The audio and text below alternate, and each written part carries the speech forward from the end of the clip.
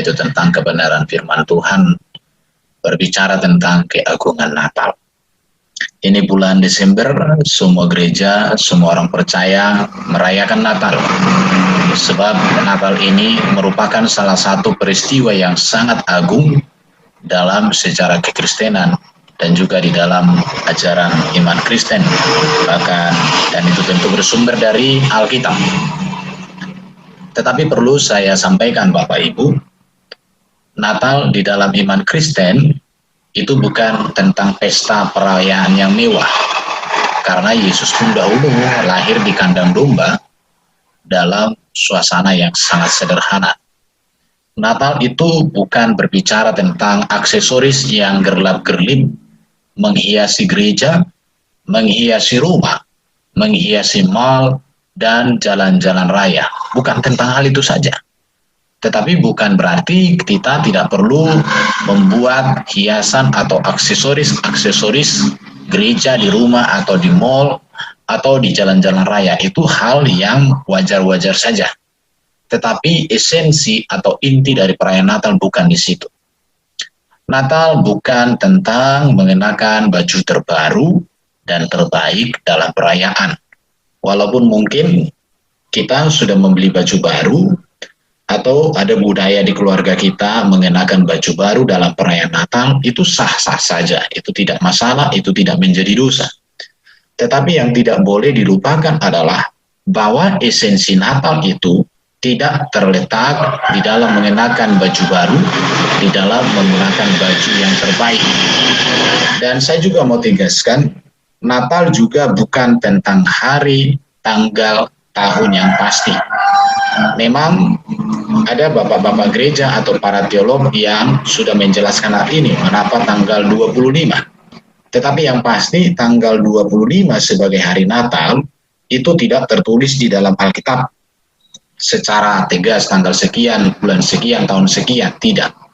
Karena Natal sendiri pun baru dirayakan di kisaran tahun 336 Masehi. Artinya cukup jauh dari kelahiran Yesus.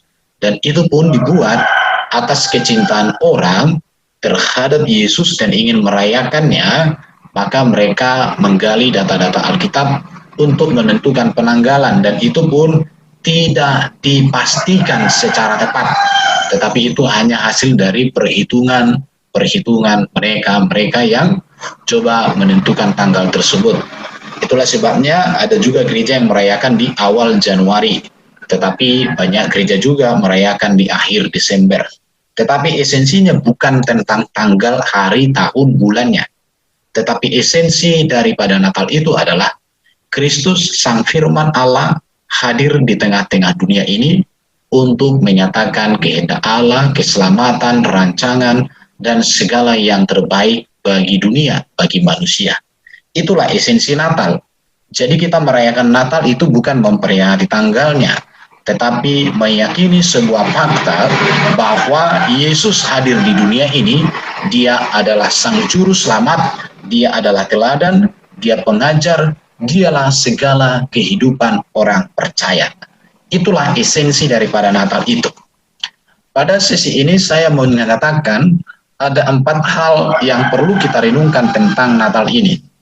Yang pertama, keagungan Natal yang pertama yang mau saya sharingkan kepada kita semua adalah saya hendak menyatakan atau firman Tuhan hendak menyatakan di sini bahwa Allah kita itu setia. Allah kita itu konsisten terhadap janji, terhadap rencananya, terhadap apa yang diinginkannya bagi manusia. Bapak Ibu yang dikasihi Tuhan, Natal itu bukan berbicara ketika Yesus hadir saja. Sejak Adam, Allah telah berjanji akan mengutus Mesias yang akan menyelamatkan manusia. Dalam Kejadian 3 ayat 15 dikatakan, Aku akan mengadakan permusuhan antara engkau dan perempuan ini, antara keturunanmu dan keturunannya.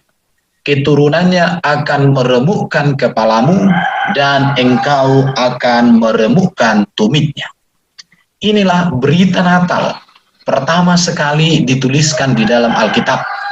Dan ini berbicara tentang nubuat, di mana akan ada seorang keturunan wanita yang meremukkan kepala daripada ular yang adalah gambaran iblis, dan ular meremukkan tumitnya. Ini menunjukkan bahwa Allah menjanjikan keselamatan akan kedatangan Mesias yang melepaskan manusia dari kuasa iblis, yang melepaskan manusia dari dosa, yang melepaskan manusia dari maut. Dan ini Allah sudah janjikan kepada Adam dan Hawa ketika mereka jatuh di dalam dosa, ke dalam dosa. Jadi, kalau kita berbicara Natal, ini berbicara tentang kesetiaan Allah. Apa yang Allah janjikan kepada Adam ketika mereka jatuh dalam dosa, itulah yang digenapi dengan kehadiran Kristus. Sebab Yesuslah yang dimaksudkan sebagai keturunan anak perempuan atau keturunan wanita yang meremukkan kepala iblis. Maka di dalam karya Yesus, iblis dikalahkan, dosa diampuni, dan maut dikalahkan melalui kebangkitan dan jaminan hidup yang kekal. Memang iblis meremukkan tumit Yesus, ini berbicara Yesus mati. Jadi kematian Yesus inilah. Tetapi Yesus bangkit membuktikan bahwa iblis, maut, dosa sudah diselesaikan oleh Yesus. Jadi berbicara Natal, kita tidak bisa melepaskan arti Natal itu dari janji Allah akan kedatangan Sang Mesias di dalam Kejadian 3 ayat 15. Dan perlu juga kita tahu bahwa janji keselamatan ini, janji kedatangan Sang Mesias ini dimateraikan oleh Allah sendiri dengan tanda darah. Kejadian 3:21, dan Tuhan Allah membuat pakaian dari kulit binatang untuk manusia itu dan untuk istrinya itu, lalu mengenakannya kepada mereka. Ini adalah nubuat simbolis tentang kematian Yesus. Dan ini menjadi sebuah tanda perjanjian bahwa Allah akan mengutus firman menjadi manusia atau mengutus Sang Mesias yang akan menyelamatkan, yang akan membebaskan, yang akan membawa manusia merdeka atas maut untuk memiliki hidup yang kekal. Dan materainya adalah adanya tanda darah. Di sini dikatakan Tuhan Allah membuat pakaian dari kulit binatang itu. Memang di sini tidak disebutkan binatang apa, tetapi dari sini kita melihat bahwa tanda perjanjian keselamatan itu dimateraikan dengan adanya darah yang tercurah. Dan ini akan semakin tegas, semakin jelas nanti kita lihat kalau kita mempelajari mulai dari kitab Kejadian pasal 3 ini sampai nanti kita masuk kepada Kain, kepada Nuh, kepada Abraham, kepada Musa, kepada hakim-hakim, kepada para nabi, raja-raja, kita akan melihat bahwa tanda atau perjanjian keselamatan itu selalu ada tanda darah. Jadi sejak Adam dan Hawa jatuh dalam dosa, Allah telah berjanji untuk mengutus Mesias yang akan menyelamatkan manusia. Janji Allah kepada Adam ini ditegaskan kembali kepada para nabi. Maka kita melihat di sepanjang perjanjian lama, di mana umat perjanjian lama, mereka selalu beriman kepada Allah dengan tekun. Dan iman mereka itu terus mereka menantikan kedatangan Mesias, di mana mereka mengharapkan Mesias dengan memperingatinya, dengan menantikannya, dengan adanya ibadah, adanya korban yang dipersembahkan. Jadi seluruh kurban mulai zaman Habil, ketika Habil mempersembahkan kurban kepada Allah, itu bukan hanya sekedar persembahan, bukan hanya sekedar kurban yang dipersembahkan, tetapi itu sebuah tanda perjanjian akan iman manusia kepada Allah yang menjanjikan kedatangan Sang Mesias. Demikian juga nanti akan kita melihat di zaman Nuh. Nuh juga mempersembahkan kurban. Itu artinya bahwa umat perjanjian lama mengharapkan Sang Mesias datang sebagai juru selamat, sebagai yang memerdekakan mereka atas dosa maut dan yang memerdekakan mereka dari kuasa iblis. Jadi saya mau katakan, disinilah kita melihat Allah setia, Allah konsisten. Itulah berita Natal yang mau ditegaskan, yang mau disampaikan kepada kita. Mari kita melihat bagaimana kegenapan janji kedatangan Sang Mesias. Dalam Kejadian 3:15, Allah sendiri berjanji mengutus Sang Mesias keturunan wanita yang membebaskan manusia, yang melepaskan manusia dari cengkraman iblis, maut, dan dosa.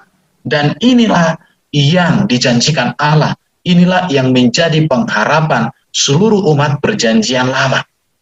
Bapak Ibu, di dalam sini kita bisa melihat, di zaman Adam itu ada tanda darah yang dicurahkan, yaitu Kejadian 3:21, sebagai tanda perjanjian bahwa datangnya Sang Mesias.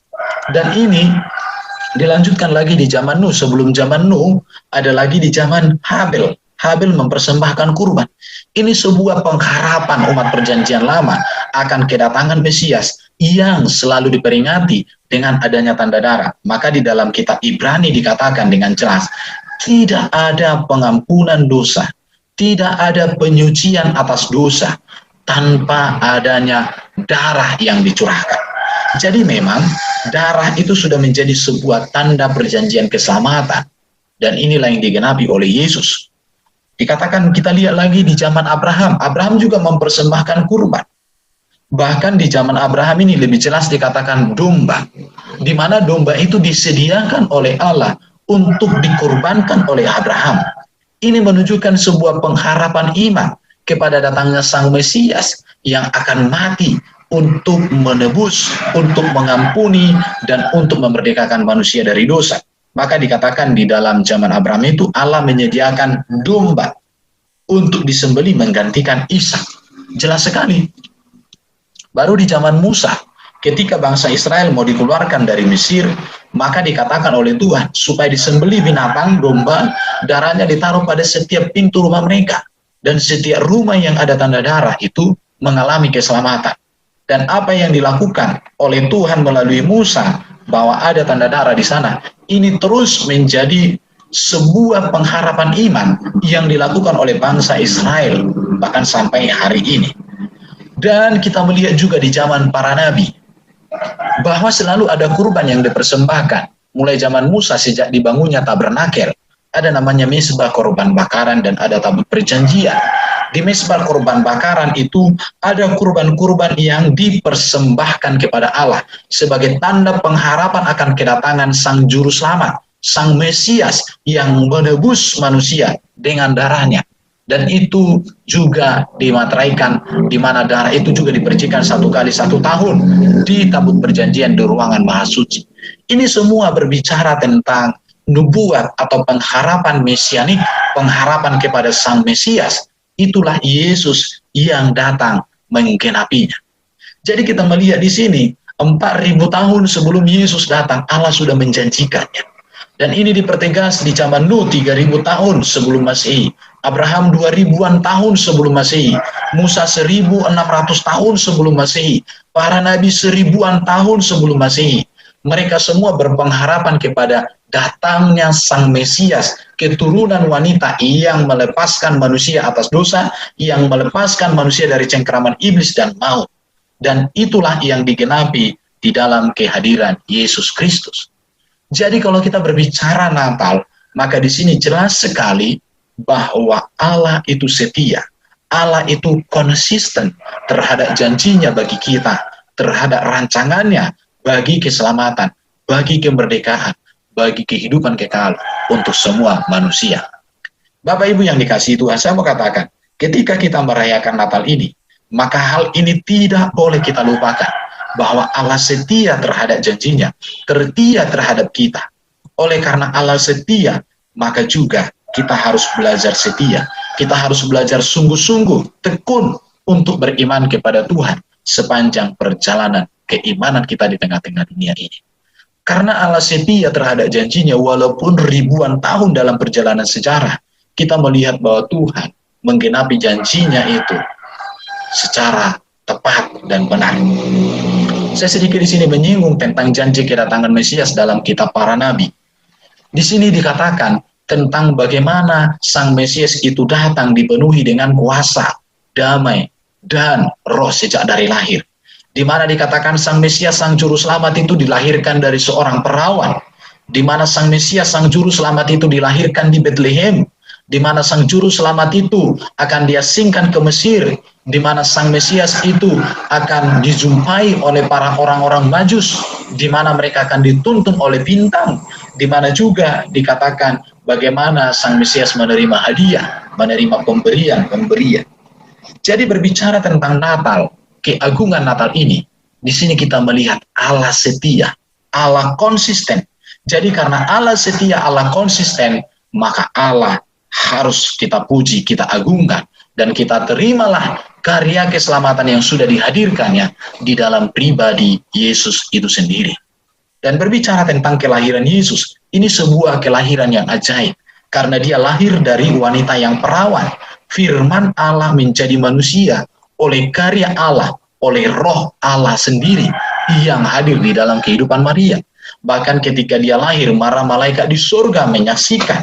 Bahkan ada bintang yang menunjuk kepada tempat kelahirannya, Bagaimana para malaikat, para gembala, bagaimana orang Majus datang dari jauh-jauh untuk menyembah Sang Mesias. Bagaimana Raja Herodes pada waktu itu mengumpulkan para ahli-ahli Taurat, imam-imam kepala untuk mengetahui tentang kebesaran daripada kelahiran Sang Raja Damai, Raja segala raja itu. Jadi kita berbicara tentang Natal, ini berbicara keagungan. Memang kehadiran Yesus waktu itu lahir di tempat yang sederhana, tetapi karya Allah di sana adalah sebuah karya yang agung, penggenapan janji Allah.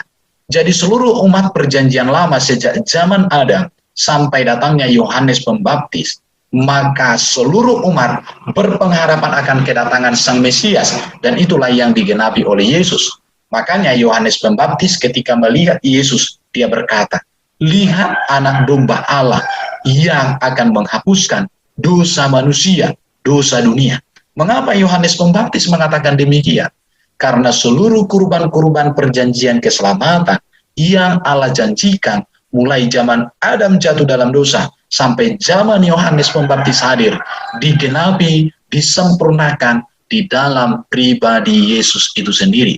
Maka Yesuslah anak domba Allah yang mengampuni, menghapuskan dosa-dosa manusia. Yesuslah yang Mesias itu yang mengalahkan iblis, dan Yesus Sang Mesias itulah yang mengalahkan maut. Jadi Natal berbicara tentang Allah setia, Allah konsisten terhadap janjinya akan kasihnya bagi keselamatan kita. Luar biasa.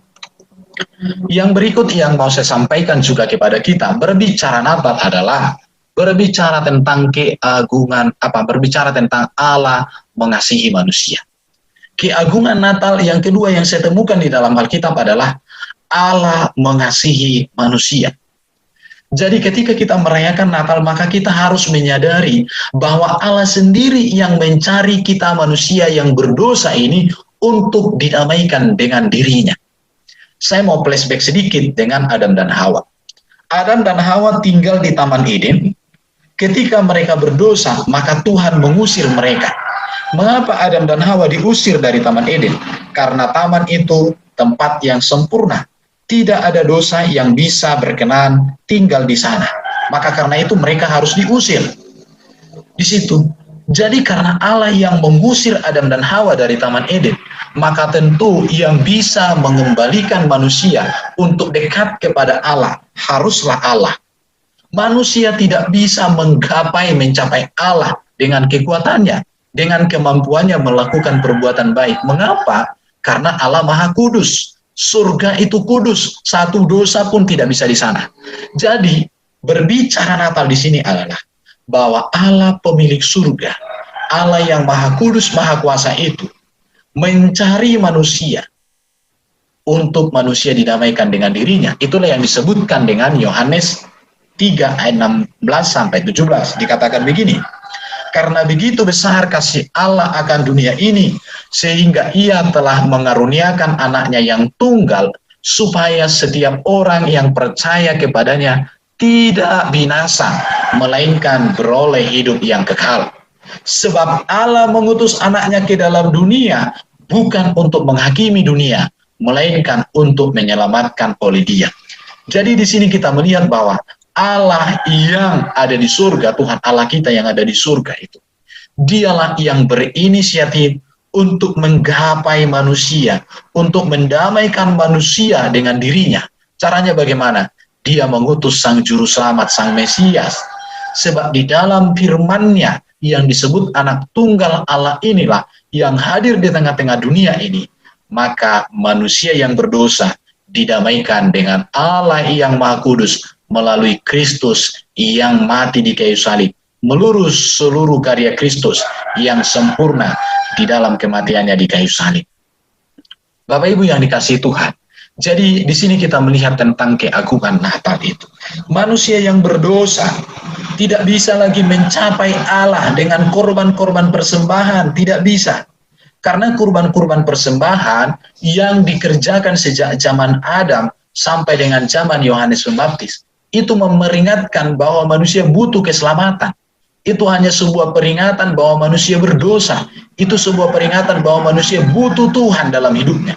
Tetapi tidak menyelesaikan, tidak menghapuskan di situ.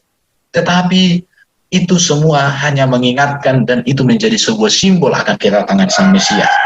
Amal baik, manusia tidak bisa menggapai Allah yang Maha Kudus melalui amal baik. Mengapa? Karena surga itu Allah Maha Kudus, surga itu satu dosa pun tidak. Dan tidak ada manusia yang tidak berdosa satupun. Tidak ada. Maka manusia yang berdosa tidak akan bisa mencapai kekudusan Allah kalau mengandalkan amal. Filsafat, pengetahuan, ilmu manusia tidak bisa juga untuk mencapai Allah. Karena manusia sudah berdosa, manusia tidak memiliki kehidupan yang sempurna yang berkenan untuk bisa menggapai Allah. Tidak bisa. Perbuatan baik itu semua, apapun yang dilakukan oleh manusia ini, tidak bisa membawa manusia kembali ke surga, membawa manusia kembali ke Taman Eden yang semula, ke tahta Allah, tidak bisa. Tetapi Allah sendirilah. Jadi usaha manusia untuk mencari Allah selalu gagal, karena dosa tidak bisa bersatu dengan yang kudus. Tidak bisa. Manusia dengan segala upayanya tidak bisa. Mengapa demikian? Karena standar Allah itu adalah sempurna, kudus, tidak ada dosa satupun. Maka apapun yang dilakukan manusia tidak bisa. Jadi berbicara tentang Natal itu artinya adalah Allah datang mengasihi kita melalui kehadiran Sang Firman menjadi manusia. Maka di dalam ajaran iman Kristen jelas dikatakan, Kristuslah satu-satunya jalan. Maka dikatakan oleh Yesus, akulah jalan dan kebenaran dan hidup. Tidak ada seorang pun yang datang kepada Bapa kalau tidak melalui aku. Jadi manusia tidak bisa mencapai Allah yang Maha Suci, Maha Kudus kalau mengandalkan tentang kemampuannya, tidak bisa. Tetapi Allah yang Maha Kudus, Maha Kuasa dapat menggapai manusia untuk didamaikan dengan dirinya. Dan cara yang Allah sudah janjikan, rencanakan dan tetapkan, itulah Yesus Kristus. Jadi Allah telah menjembatani jurang pemisah antara manusia dengan dirinya. Dengan mengirimkan firman menjadi manusia, itulah anaknya Yesus Kristus. Untuk mati di kayu salib menggantikan kita. Jadi di dalam Yesuslah kita menerima penebusan, pengampunan, pendamaian, keselamatan. Untuk kita manusia yang berdosa, bisa dapat mencapai Allah yang Maha Kudus. Itulah berita Natal. Jadi berita Natal di sini artinya Allah sendiri, rancangan Allah sendiri memberikan Sang Firman menjadi manusia untuk menebus, untuk menyelamatkan, untuk memerdekakan, dan memberikan hidup yang kekal kepada kita. Itu yang kedua.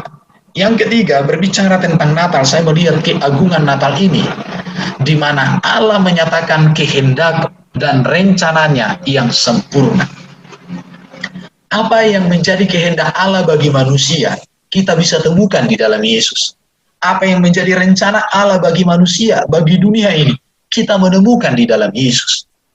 Maka dikatakan oleh Yesus, dikatakan oleh Allah sendiri melalui suara dari langit berkata begini, inilah anakku yang kukasihi, kepadanya lah aku berkenan.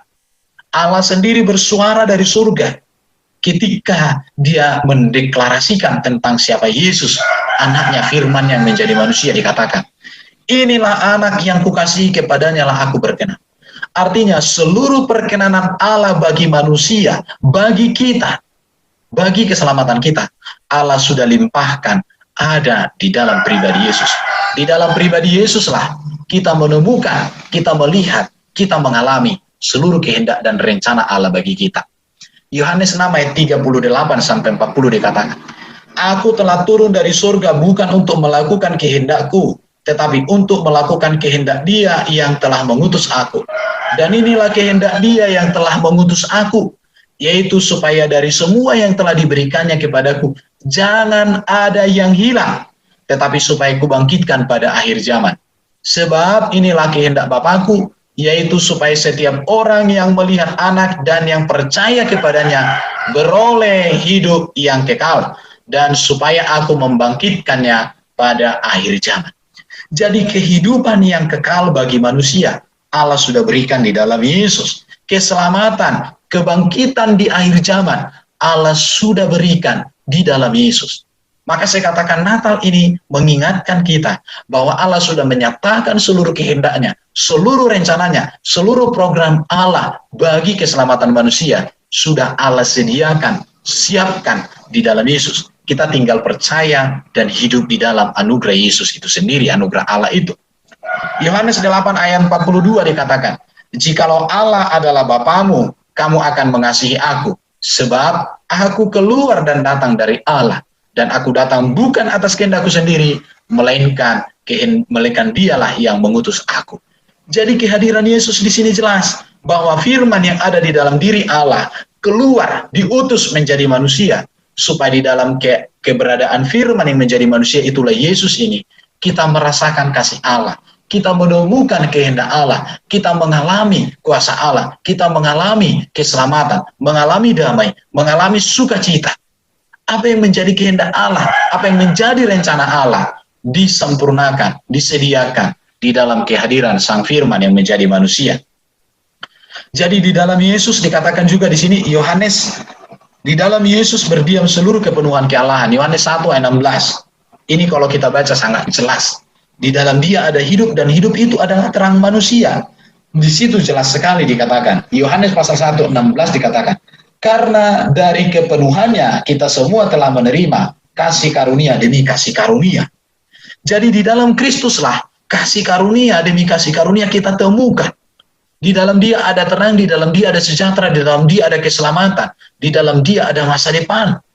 Jadi Natal ini berbicara tentang keagungan Allah yang menyatakan kehendak, yang menyatakan rencananya yang sempurna bagi kita. Bahkan kalau kita ingin mengenal Allah seperti apa, lihatlah kepada Kristus.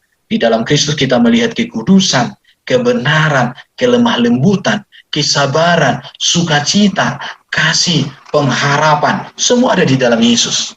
Maka di dalam Yesuslah berdiam seluruh kepenuhan kealahan, dan itu menjadi jaminan membuktikan keselamatan yang pasti hanya ada di dalam Yesus Kristus.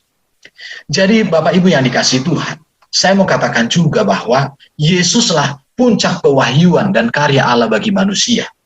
Ibrani pasal 1 ayat 1-4 dikatakan, setelah pada zaman dahulu Allah berulang kali dalam berbagai cara berbicara kepada nenek moyang kita dengan perantaraan nabi-nabi, maka pada zaman akhir ini Ia telah berbicara kepada kita dengan perantaraan anaknya, yang telah Ia tetapkan sebagai yang berhak menerima segala yang ada. Oleh dia Allah telah menjadikan alam semesta. Ia adalah cahaya kemuliaan Allah dan gambar wujud Allah, dan menopang segala yang ada dengan firman-Nya yang penuh kekuasaan. Dan setelah Ia selesai mengadakan penyucian dosa, Ia duduk di sebelah kanan yang maha besar, di tempat yang tinggi, jauh lebih tinggi daripada malaikat-malaikat, sama seperti nama yang dikaruniakan kepadanya jauh lebih indah daripada nama mereka. Jadi Yesus Kristuslah menjadi puncak pewahyuan karya Allah bagi manusia. Kalau di zaman para nabi, Allah di zaman dahulu, Allah berbicara kepada kita melalui para nabi, melalui orang-orang pilihan Allah. Tetapi sekarang seluruh para nabi yang diberikan nubuat wahyu tentang kedatangan Sang Mesias sudah disempurnakan di dalam Yesus. Dan Yesuslah yang disebut anaknya yang tunggal, firman-Nya satu-satunya yang menjadi manusia. Di dalam Yesuslah seluruh kehendak, rencana, kebesaran, keagungan Allah yang Allah janjikan di zaman kitab perjanjian lama atau di zaman para nabi itu digenapi, disempurnakan dalam kehadiran Kristus. Maka kalau kita berbicara tentang posisi Kristus dalam iman Kristen adalah sesuatu hal yang sangat agung. Maka saya katakan di zaman perjanjian lama Imam besar Harun mempersembahkan kurban untuk dosa pendamaian keselamatan bagi manusia setiap pagi dan petang di mezbah korban bakaran. 1 kali 1 tahun dipercikan darah di tabut perjanjian. Semua itu digenapkan oleh kehadiran Kristus Yesus, Sang Juru Selamat kita. Untuk mengetahui hal ini bisa dibaca kitab Ibrani pasal 7 sampai dengan pasal 10. Bapak Ibu yang dikasihi Tuhan, sekarang saya masuk kepada poin yang keempat. Berbicara tentang Natal yang agung itu, maka intinya adalah Natal ini memperingatkan kita, mengingatkan kita, menyadarkan kita supaya kita hidup di dalam Yesus. Yohanes 1:4 dikatakan di dalam Yesus ada hidup, dan hidup itu terang manusia. Jadi karena terang manusia sudah ada di dalam Yesus, maka Yesus mengatakan akulah terang dunia. Natal memperingatkan kita supaya jangan ragu lagi mengakui dan menerima Yesus sebagai terang kehidupan kita. Yohanes 3:36, barang siapa percaya kepada anak, ia beroleh hidup kekal. Tetapi barang siapa tidak taat kepada anak, ia tidak akan melihat hidup, melainkan murka Allah tetap ada di atasnya. Ini kembali lagi menunjukkan, menyatakan bahwa kita harus hidup di dalam Yesus. Di dalam Yesuslah hidup yang kekal. Tetapi di luar Yesus ada kematian kekal. Di luar Yesus. Di dalam Yesus hidup yang kekal. Yohanes 6:40 dikatakan, sebab inilah kehendak Bapakku, yaitu supaya setiap orang yang melihat anak dan percaya kepadanya beroleh hidup kekal, dan supaya aku membangkitkannya pada akhir zaman. Ada kehidupan, ada kebangkitan di akhir zaman bagi orang yang percaya kepada Yesus. Yohanes 7:38, barang siapa percaya kepadaku, seperti yang dikatakan oleh kitab suci, dari dalam hatinya akan mengalir aliran-aliran air kehidupan. Jadi jelas sekali, di dalam Yesus ada kehidupan. Bahkan di dalam Yesus ada sumber hidup yang memberikan arti hidup bagi kita untuk kita masuk kepada kehidupan yang kekal. Yohanes 11:25, akulah kebangkitan dan hidup. Barang siapa percaya kepadaku, ia akan hidup walaupun ia sudah mati. Kematian tidak menakutkan di dalam kehadiran Kristus. Mengapa? Karena dia akan membangkitkan, dia akan memberikan hidup yang kekal kepada setiap orang. Jadi Natal ini mengingatkan kita supaya kita hidup di dalam Yesus, kita tinggal di dalam Yesus, kita bersekutu di dalam Kristus, dan kita memberikan hidup kita dipimpin, dikuasai, dan dilawat oleh Allah yang Maha Kuasa melalui kehadiran Sang Firman-Nya, itulah Yesus Kristus. Sebagai ayat penutup, berbicara tentang keagungan Natal ini, maka saya katakan perlu kita mengalami Kolose pasal 2, 6-7 dikatakan, kamu telah menerima Kristus Yesus Tuhan kita, karena itu hendaklah hidupmu tetap di dalam Dia, tidak berubah, setia kepada Tuhan. Hendaklah kamu berakar di dalam Dia, artinya semakin dalam kita menyelami kasih Tuhan. Hendaklah kamu dibangun di atas Dia, artinya seluruh bangunan-bangunan kehidupan kita, kerohanian kita adalah Kristus. Hendaklah kamu bertambah teguh dalam iman yang telah diajarkan kepadamu. Iman kita semakin hari semakin bertumbuh, berbuah, berkarakter untuk dirasakan, dilihat, dan dialami oleh orang lain. Dan hendaklah hatimu melimpah dengan syukur. Mari kita syukuri karya Allah yang agung di dalam peristiwa Natal. Hadirnya Sang Firman menjadi manusia. Dialah Immanuel, Allah yang menyertai kita. Dialah terang dunia. Dialah yang membawa kita kepada keselamatan. Dialah Gembala Agung kita. Dialah sumber kehidupan kita yang membawa kita kepada kehidupan yang sejati. Jadi, Natal mengingatkan kita tentang sebuah keagungan yang Allah sudah tetap rancangkan, Allah sudah nyatakan di tengah-tengah dunia. Tanggung jawab kita adalah, kita sudah menerima Kristus yang agung, kita sudah menerima Kristus yang mulia, maka tugas kita, tanggung jawab kita, respon kita adalah, tetaplah di dalam Kristus, andalkan Kristus, bergantung pada Kristus, berakar di dalam Kristus, dibangun di atas dasar Kristus, bertambah teguh di dalam iman yang diajarkan di dalam Kristus, dan hendaklah hati kita melimpah dengan syukur. Inilah keagungan Natal yang sangat memberkati, yang sangat menguatkan, yang sangat meneguhkan kita. Natal memperingatkan, mengingatkan kita bahwa keselamatan yang pasti, hidup kekal yang luar biasa, damai sukacita di bumi ini sudah Allah nyatakan di dalam Sang Firman menjadi manusia. Itulah Yesus Kristus. Saya percaya damai Natal menyertai kita semua dan menuntun kita untuk kita mengalami kasih sukacita surga.